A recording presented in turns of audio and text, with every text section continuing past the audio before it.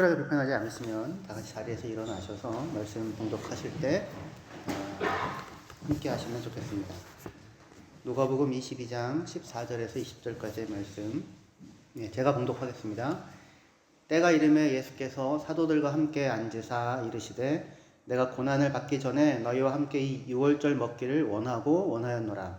내가 너희에게 이르노니 이 유월절이 하나님의 나라에서 이루기까지 다시 먹지 아니하리라 하시고 이에 잔을 받으사 감사기도 하시고 이르시되 이것을 갖다가 너희끼리 나누라. 내가 너희에게 이르노니 내가 이제부터 하나님의 나라가 임할 때까지 포도나무에서 난 것을 다시 마시지 아니하리라 하시고 또 떡을 가져 감사기도 하시고 떼어 그들에게 주시며 이르시되 이것은 너희를 위하여 주는 내 몸이라. 너희가 이를 행하여 나를 기념하라 하시고 저녁 먹은 후에 잔도 그와 같이 하여 이르시되 이 잔은 내 피로 세우는 새 언약이니 곧 너희를 위하여 붓는 것이라. 아멘.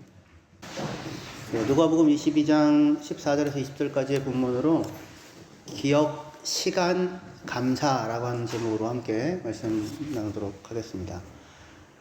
본문 얘기는 이제 설교 말미쯤에 다시 나오게 될 텐데요. 예수님이 마지막 식사, 6월절 식사, 최후의 만찬이라고 불려지는 식사를 제자들과 함께 하시면서 떡과 포도주를 나누는데 자신의 살과 피를 내어주는 거죠. 근데 그렇게 하면서 감사기도를 드리십니다.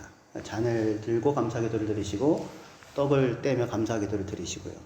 그런데 사실은 하나님 먹을 거 주셔서 감사합니다 이렇게 생각할 수도 있지만 뭘 주시는 거예요? 예수님은 자신의 살을 주고 자신의 피를 내어주는, 그죠? 십자가를 앞두고 내가 나를 내어주는데 감사합니다 이러고 있어요.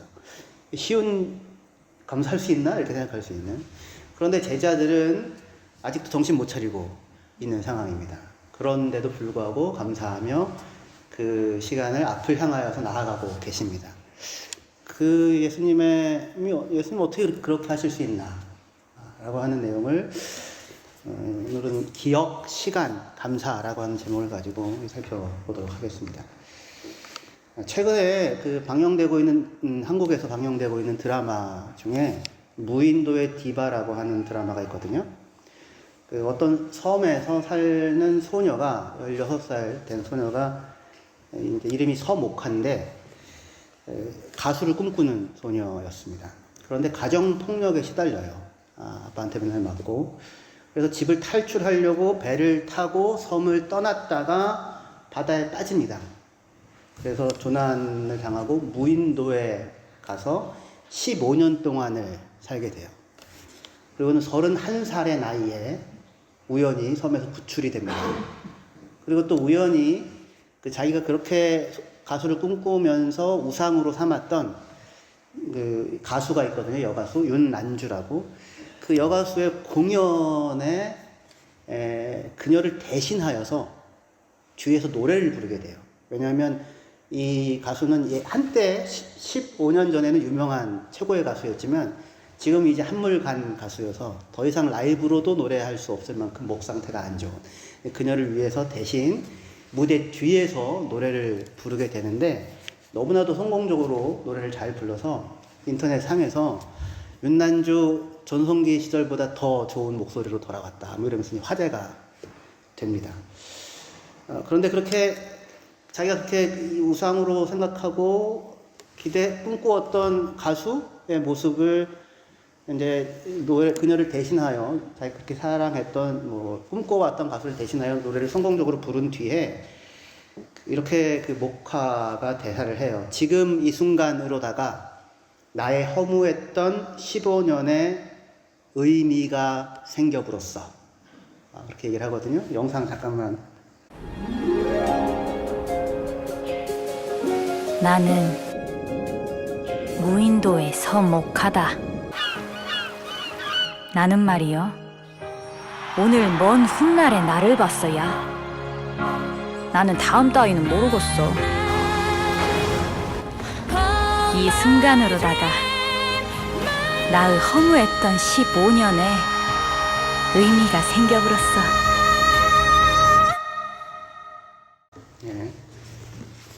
이 드라마에서 제가 받은 건 아무것도 없고요. 네. 예. 서모카라는 이 소녀가 그때는 소녀였는데 지금은 이제 무인도에서 15년 지났으니까 31살이 됐어요. 그러니까 더 이상 소녀가 아니죠. 근데 너무나 성공적으로 노래를 부르는 순간 지난 15년의 무인도에서의 그 아무 의미 없었던 시간이 의미를 얻게 됩니다. 의미를 부여받게 돼요. 의미라고 하는 거는 과거가 미래와 마주칠 때 생겨나는 것이더라고요. 이 15년 동안 무인도에서 그 고독하고 절망적인 시기를 겪어내며 죽어버리지 않고 끝끝내 살아냈던 그 시간들 덕분에 그녀는 오늘 그 윤난주라는 꿈꾸던 가수 앞에서 그녀를 대신하여 노래를 하는 무대를 가질 수 있었습니다. 그래서 그때 그녀의 그 노래를 하면서 본인의 15년의 과거에 대한 기억과 그리고 앞으로 그녀가 살아갈 미래에 대한 기대가 오늘 이 한 시간 한순간에 같이 만나서 눈물나게 의미 있는 시간을 만들어 내게 됩니다. 그녀가 그 모진 시간을 견뎌냈던 것은 더 이상 무의미한 것이 아니게 되었습니다. 우리는 보통 시간을 과거, 현재, 미래로 나누곤 하는데 사실은 그 과거, 현재, 미래 이 셋은 언제든지 현재 가운데 또는 미래 가운데 섞여들면서 서로가 서로에게 대하여 작용을 하게 됩니다. 그래서 과거는 우리의 현재와 우리가 도달하게 될 미래에 의하여서 전혀 새로운 의미와 색깔을 새롭게 부여받을 수 있게 돼요. 아까 무인도에서 15년은 죽지 못해 살았던 시간이었는데 그런데 미래에 꿈도 꾸지 못했던 자리에 서게 되자 그 과거가 전혀 새로운 의미로 찾아오는 것과 마찬가지죠. 요한복음 4장에서 예수님은 남편을 5이나 두었었던 한 사마리아 여인을 만납니다. 그리고 그녀와 오랫동안 대화를 하시고 대화가 이어진 이후 그 여인이 예수님을 메시아라고 확신하고 판단하고는 마을에 들어가서 사람들에게 이야기를 하게 되는데요. 요한복음 4장 28절부터 보시면 여자가 물동이를 버려두고 동네로 들어가서 사람들에게 이르되 내가 행한 모든 일을 내게 말한 사람을 와서 보라. 이는 그리스도가 아니냐 하니 그들이 동네에서 나와 예수께로 오더라. 그렇게 얘기를 하고 있어요. 여인이 내가 행한 나의 과거죠. 나의 과거, 내가 행한 모든 것을 나에게 말한 이 사람을 와서 보라. 그리스도가 아니냐. 그렇게 이야기를 하는데 이 이야기는 예수님이 남편 5이나 있었던 자신의 과거를 귀신같이 잘 알아맞혔다. 참 용하다. 라는 얘기가 아니라 다만 그 얘기가 아니라 자신의 지난 날들이 자신의 과거가 예수님과의 만남을 통해 전혀 새로운 의미를 찾게 되었다는 것입니다. 여인이 예수님을 메시아로 인식하게 되었던 것은 예수님이 자신의 지난 날들에 대해 이야기하는 방식이 이제껏 자기가 자기의 과거, 자기의 지난 삶에 대하여 생각해왔던, 이야기했던 방식과 전혀 다른 방식으로 자기의 삶에 대하여 이야기를 하시는 것을 만나게 된 거예요. 그래서 그녀는 자신을 찾아온 예수님과의 만남 가운데서 자신의 지난 삶의 모든 그 갈증이 실은 하나님을 찾는 갈증, 갈망이었고, 그리고 하나님은 그때마다 자신을 찾으셨었음을 알아보게 됩니다. 그리하여 한낮 정오에 물을 길어올 만큼 사람들의 낯을 피하고 만남을 꺼리고 버거워했던 여인이 예수님과 만난 뒤에는 사람들에게 다가가서 자신의 과거를 이야기할 수 있는 자가 돼요. 왜 그렇습니까? 자기의 과거에 대한 그녀의 이해가, 과거에 대한 의미 부여가 예수님과의 만남을 통하여 달라졌기 때문이죠. 그래서 더 이상 그녀에게 있어서의 그 과거는 남편 5이나 있고 버림을 받았고 지금 다른 사람이랑 살고 있었던 그녀의 과거는 이제는 예수님과의 만남을 통해 더 이상 감추어야 할 부끄러움이 아니라 하나님의 은혜가 거기에 담길 수 있는 증거로 의미를 갖게 됩니다. 핍박자 바울이나 일곱 귀신이 나갔던 막달라 마리아나 세리 삭개오나 예수님을 만났던 무수한 사람들의 인생이 사실은 다 그랬던 것이죠. 그러니까 과거는 끊임없이 과거가 되어버리는 우리의 오늘은 10분 전 기억하십니까? 네.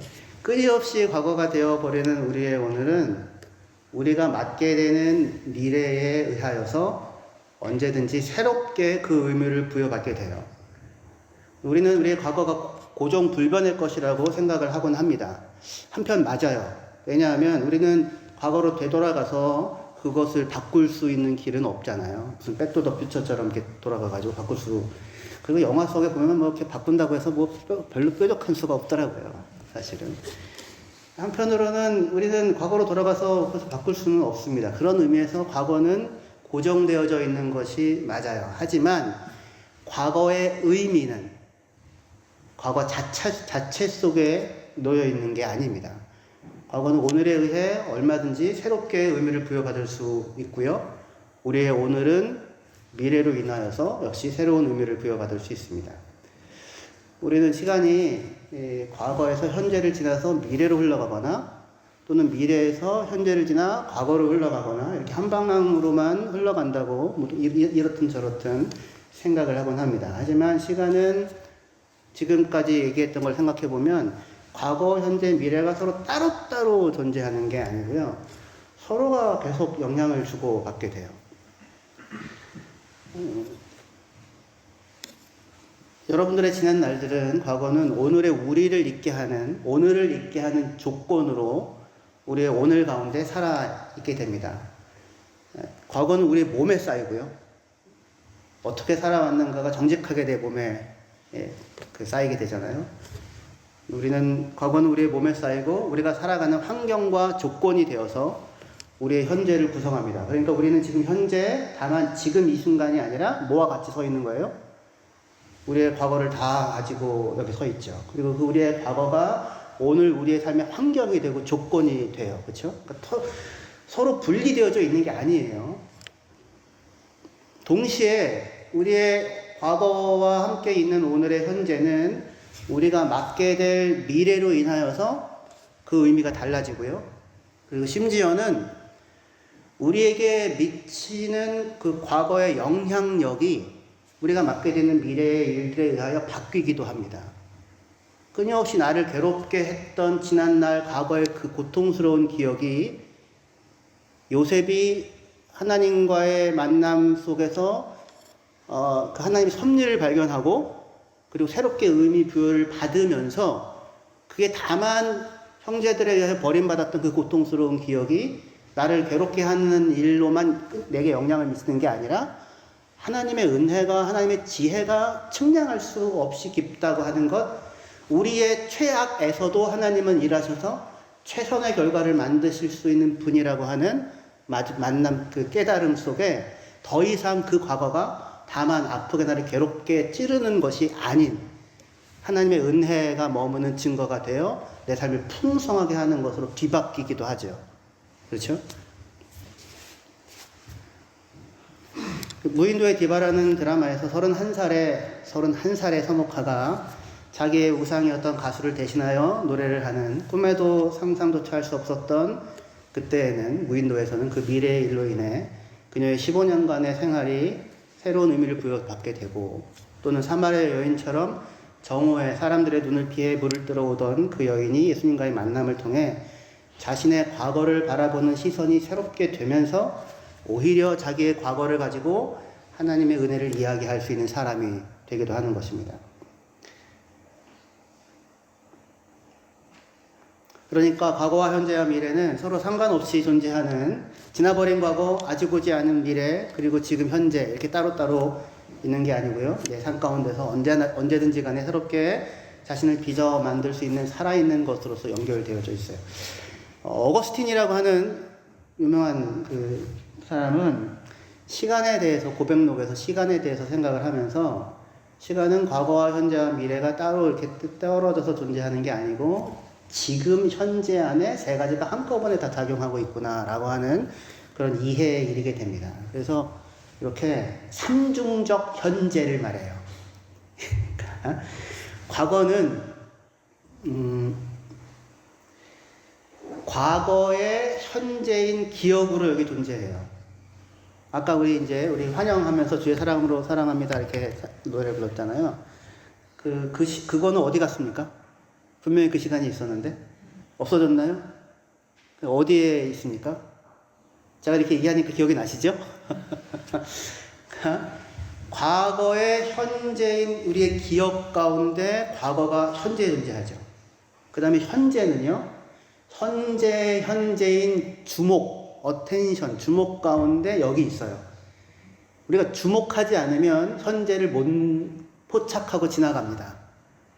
살아가는지도 모르고. 그죠? 주목할 때 현재가 현재로 다가오게 되죠. 그죠?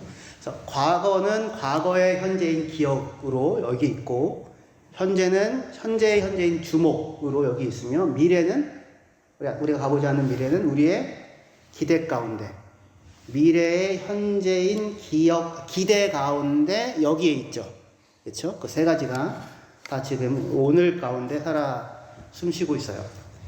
우리는 지나가 버린 과거에 대해 돌아가서 그것을 볼 수 없지만 기억의 형태로 그것은 우리 현재 존재하고, 미래는 우리가 앞서가서 볼 수 없지만 기대의 형태로, expectation, 기대의 형태로 우리 안에서 지금 작용합니다. 따지고 보면 우리는 언제나 기억과 더불어서 오늘 이 자리에서 미래에 대한 기대를 가지고 살아가고 있는 중이죠. 그쵸? 안 그런 순간은 사실은 없어요. 그런데 그래서 뭐가 중요합니까? 오늘 어떻게 사느냐가 중요해요. 맞아요. 근데 오늘 어떻게 사느냐가 중요하려면 뭐가 있어야 되냐면 기억의 터가 있어야 돼요. 그리고 나아갈 방향에 대한 기대가 있어야 합니다. 그런데 대부분의 경우 우리는 기억의 터도 생각하지 않고 살고 나아갈 방향에 대한 기대도 없이 오늘을 승질내며 살아요.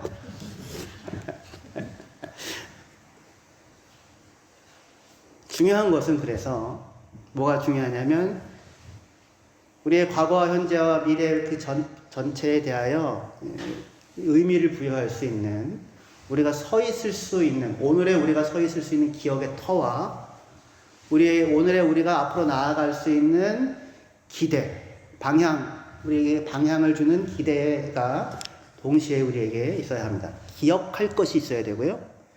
기대할 것이 있어야 합니다. 오늘을 살아가면서 우리의 삶에 만일 감사가 없다면 그 이유는 우리가 이곳에서 살아가는 삶에서 겪는 일들의 의미를 우리가 온전히 파악하지 못하기 때문에 감사하지 못할 수 있어요. 그런데 우리가 삶의 의미를 파악하지 못하는 이유는 우리의 기억해야 할 것과 기대할 것에 대한 내용을 갖고 있지 못하기 때문일 수 있습니다. 그런데 복음은 예수 믿는 우리 모든 사람들에게 기억할 것과 기대할 것을 제공해 줍니다. 할렐루야. 뭔 얘기인지는 설명을 좀 더 할게요. 일단 할렐루야를 해놓고 사람은 힘든 거는 참을 수 있어도요, 의미가 없는 거는 참기 힘듭니다. 그죠? 문제는 고통과 어려움 그 자체가 아니라 그것의 의미가 이해되어지지 않을 때 그것이 힘든 거죠. 근데 우리의 기억과 기대, 이 두 가지 요소 가운데서 우리의 터를 정하고 우리의 방향을 확인할 수 있을 때에 우리가 살면서 겪는 모든 일들 가운데 우리는 흔들리지 아니하는 기초와 그리고 나아갈 수 있는 굳건한 소망을 가지고 살아갈 수 있습니다. 오늘 예수님이 아까 처음에 설교 서두에 예수님의 처한 상황이 녹록하지 않고 그는 십자가를 앞두고 있고 제자들은 정신이 없는데, 그런데 감사 기도를 하면서 자기 것을 나누고 계시잖아요. 그렇게 하실 수 있는 이유는 예수님에게도 기억할 기억의 터와 내다볼 기대의 방향이 있으셨기 때문이고, 그리고 예수님의 그 일로 말미암아 제자들과 함께 서 있는 우리들 또한 기억할 수 있는 기억의 터와 나아갈 수 있는 방향을 얻게 됩니다. 예수님은 유월절을 앞두고 제자들과 식사를 하시면서 뭐라고 말씀하시냐면 너희는 이것을 향하여 나를 기억하라. 우리 성경에는 기념하라고 되어 있지만 기억하라 라고 번역하는 게 훨씬 더 어울릴 것 같아요. 너희는 이것을 향하여 나를 기억하라 라고 말씀을 하십니다. 이스라엘 백성은 출애굽 사건이라는 공통의 기억을 가지고 있는 사람들이에요. 그리스도인은요, 십자가의 죽음과 부활이라고 하는 공통의 기억을 가지고 있는 사람들입니다. 본문 한번 볼게요. 누가복음 22장 14절부터 20절까지 다시 한번 읽어보겠습니다. 때가 이르매 예수께서 사도들과 함께 앉으사 이르시되 내가 고난을 받기 전에 너희와 함께 이 유월절 먹기를 원하였노라. 내가 너희에게 이르노니 이 유월절이 하나님의 나라에서 이루기까지 다시 먹지 아니하리라 하시고 이에 잔을 받으사 감사하기도 하시고 이르시되 이것을 갖다가 너희끼리 나누라. 내가 너희에게 이르노니 내가 이제부터 하나님 나라가 임할 때까지 포도나무에서 난 것을 다시 마시지 아니하리라 하시고 또 떡을 가져 감사하기도 하시고 떼어 그들에게 주시며 이르시되 이것은 너희를 위하여 주는 내 몸이라. 너희가 이를 행하여 나를 기념하라. 나를 기억하라 하시고 저녁 먹은 후에 잔도 그와 같이 하여 이르시되 이 잔은 내 피로 세우는 새 언약이니 곧 너희를 위하여 붓는 것이라. 그렇게 말씀하고 계십니다. 예수님은 지금 이 식사를 마지막으로 자신의 살과 피를 제자들에게 또는 죄인들을 위하여 내어주는 길을 향해 나아가셔야 합니다. 근데 그때 예수님은 잔을 가지사 감사기도 하셔서 제자들에게 주시고 또 떡을 가지시고 감사기도를 하시고 떼어서 제자들에게 주십니다. 근데 이때 예수님이 제자들과 나눈 것은 다만 떡과 포도주가 아니라 자신의 살과 자신의 피를 나누시고 계시죠. 유월절 식사를 하시면서 예수님은 한편 장자의 죽음을 넘어 출현했던 이스라엘 백성에게 일어난 출애굽 사건을 기억하고 계시고 다른 한편 그 기억에 참된 실현인 출애굽 사건 유월절 어린 양의 죽음의 실체가 뭐예요? 예수의 십자가의 죽음과 부활이죠. 그죠? 그래서 그것의 실현인 십자가와 부활을 자기 앞에 내다보며 나아가시면서 이렇게 말씀하십니다. 16절이요.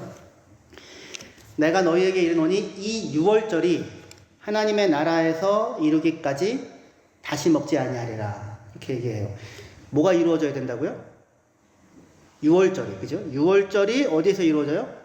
하나님의 나라에서 성취될 때까지, 완성될 때까지 내가 다시 더 이상은 유월절의 떡과 포도주를 마시지 않을 것이다 라고 얘기하십니다. 맞아요. 예수님은 이게 마지막으로 유월절 식사, 마지막 식사죠. 떡과 포도주를 더 이상 먹지 않으실 것입니다. 대신에 떡과 포도주를 마시는 게 아니라 자기의 살을 내어주시고 자기의 피를 제자들에게, 사람들에게 내어주셔서 무엇이 이루어지도록 할 거예요? 하나님의 나라가, 하나님의 뜻이, 하나님의 나라와 하나님의 뜻이 이 땅에 이루어지도록 하는 그 길을 향해 나아갈 겁니다. 이게 지금 예수님의 기대이고 전망이고 확신이죠. 그죠? 이 밤이 지나면 예수님은 잡혀서 신문을 받고 이방인들에게 넘겨지고 십자가에 달려 죽으실 거예요. 그것을 앞두고, 그러나 예수님은 잔을 들어서 감사기도를 드리시고 떡을 떼며 감사기도를 드리십니다. 어떻게 그럴 수 있습니까? 감사할 게 있어야 감사하지 않겠어요? 여러분 감사하십시오. 제가 아무리 얘기를 해도 감사할 거가 있어야 감사를 하잖아요. 그럼 예수님 지금 감사기도를 하시는 이유는 감사할 것이 있는 거거든요. 예수님이 지금 감사할 수 있는 것은 무엇이냐면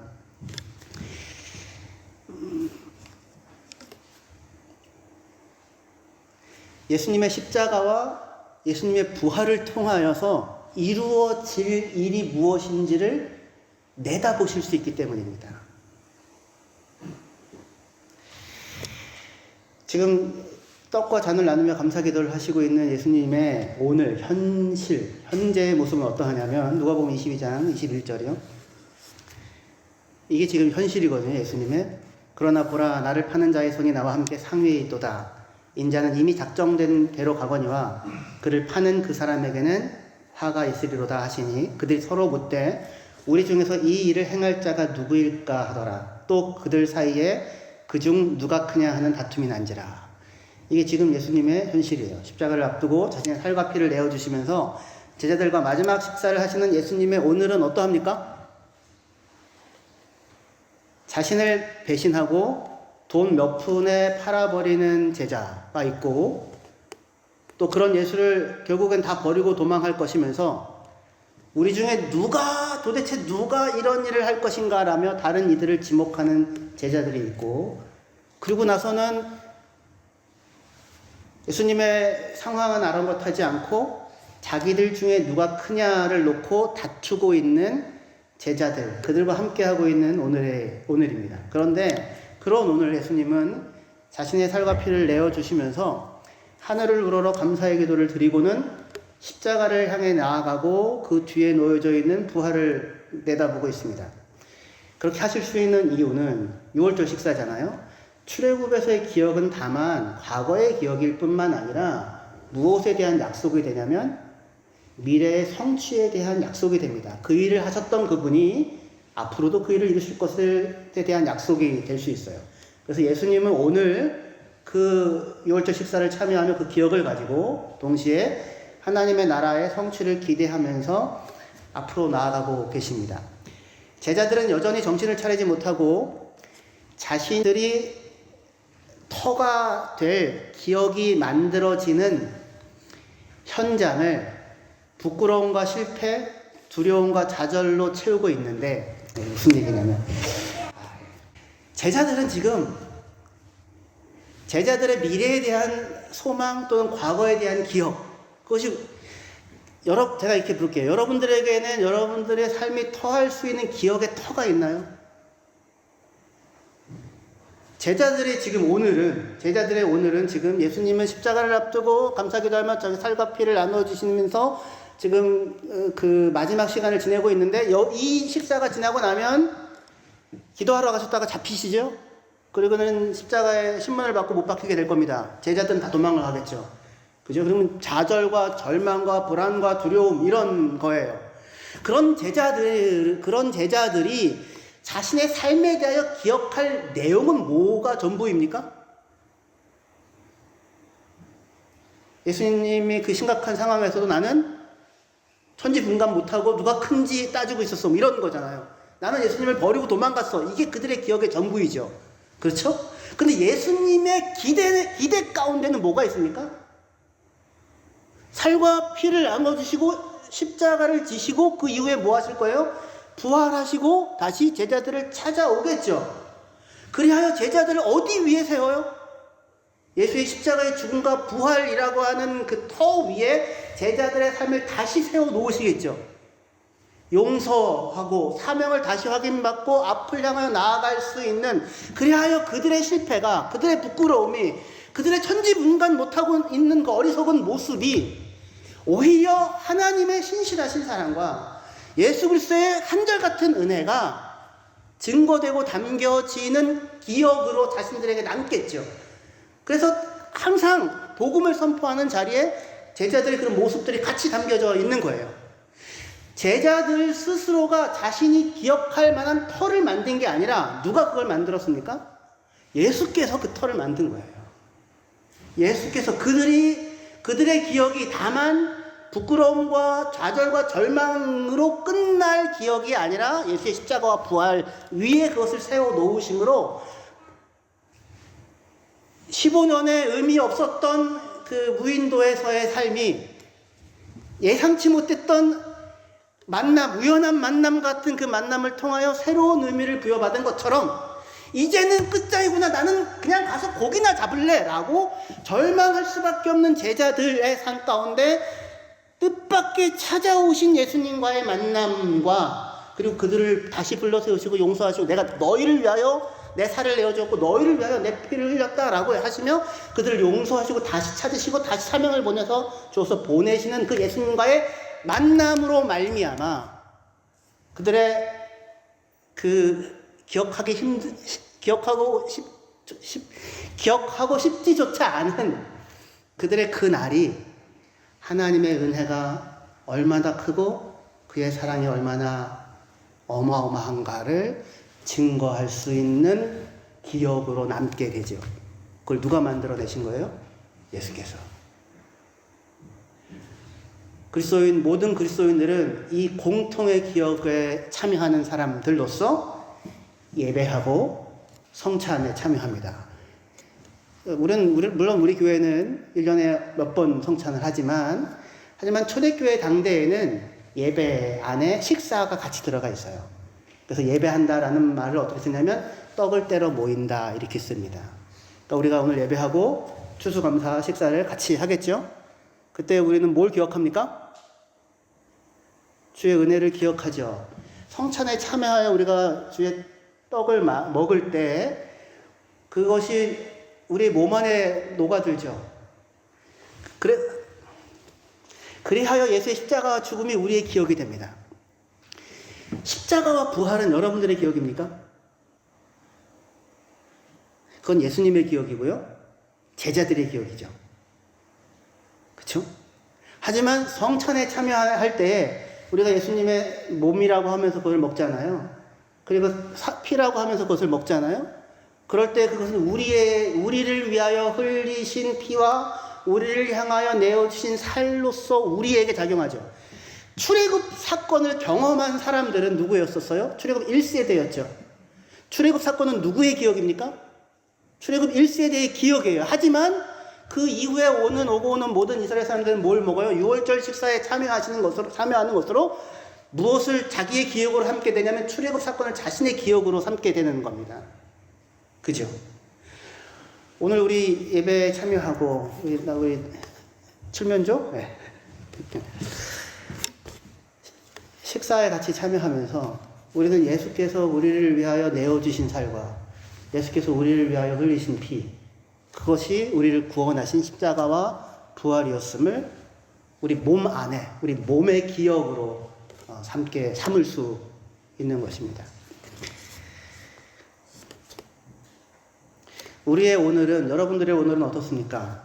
예수님의 오늘처럼 어쩌면 불안과 다툼과 배신의 오늘일 수도 있습니다.